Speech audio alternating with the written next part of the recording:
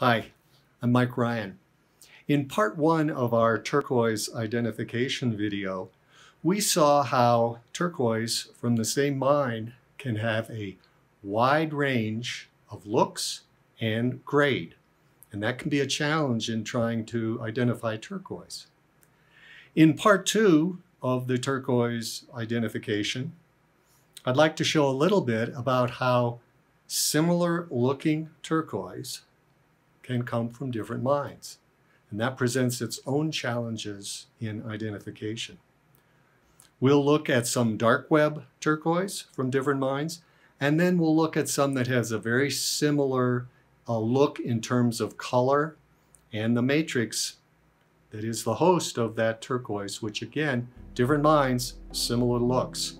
Challenge for identification.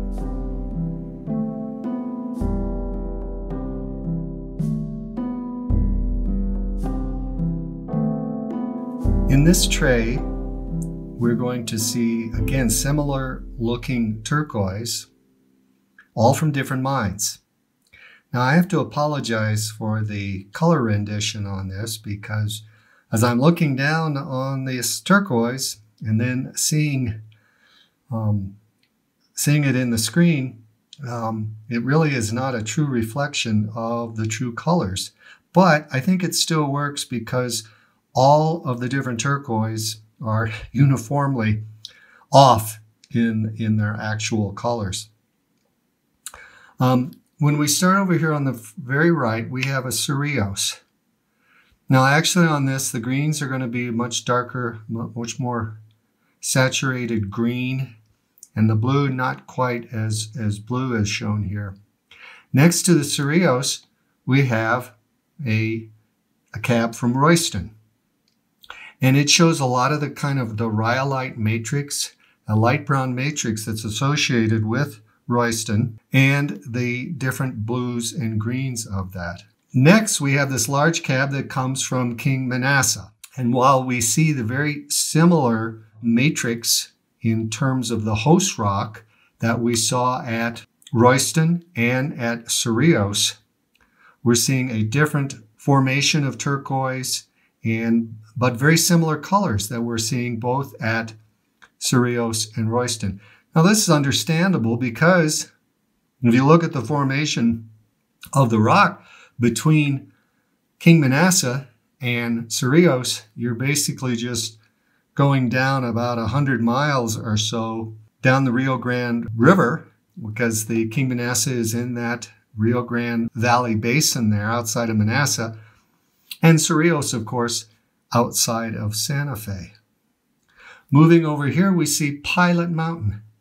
Pilot Mountain, again, because of the same similar looking host rock in the matrix and the different colors. In this instance, while this shows is sort of a very bright blue, it's actually more of a teal color. And then finally, on the far right, we have King Manasseh again. And seeing the similarity, but kind of difference between these two, King Manasseh claim, and then the Royston and the Pilot and Cereose. So once again, an indication of how turquoise from different mines can have a similar look. All right, here we're seeing a tray of dark web cabochons.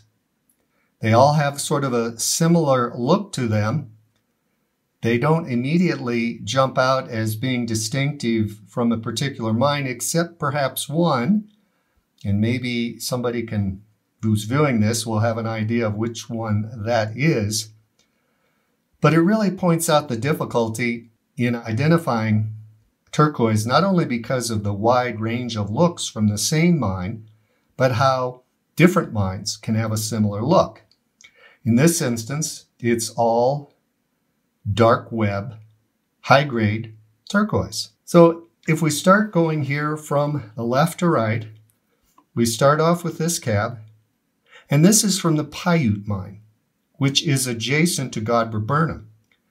And from part one, we saw some high-grade Godber Burnham, very highest grade, that has a similar look to this Paiute.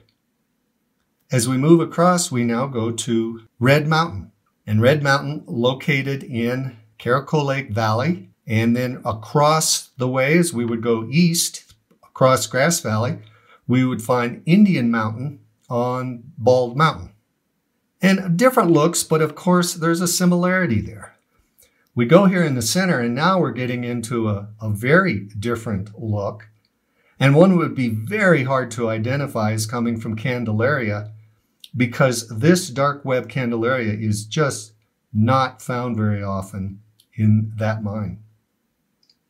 Moving on across, here we have Nevada Blue. And interesting, Nevada Blue is in the Shoshone Range. It overlooks, pretty much kind of overlooks Callais Lake Valley and the Callais Lake claims. And then as you move across to the east, the other side of Callais Lake Valley, you would have Red Mountain. And then going over another small range and the Grass Valley, then you would have the Indian Mountain. So they're all coming from the same general area in Lander County. Now these two cabs here on the far right, very similar look. Here we have this far right, we have the famed Lander Blue, some of the most expensive turquoise ever mined. Very beautiful look. But right next to it, we have Starburst.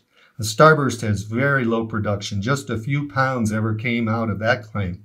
But look how similar they look. And of course, the danger when you have turquoise that looks so similar is that a unscrupulous, dishonest dealer may say, well, my gosh, this looks so much like maybe it could be Lander Blue, so let's call it that, and we just boosted the price by 5 times. So once again, turquoise identification can be very challenging, not only from the wide variety from the same claim, but similar looks from different mines.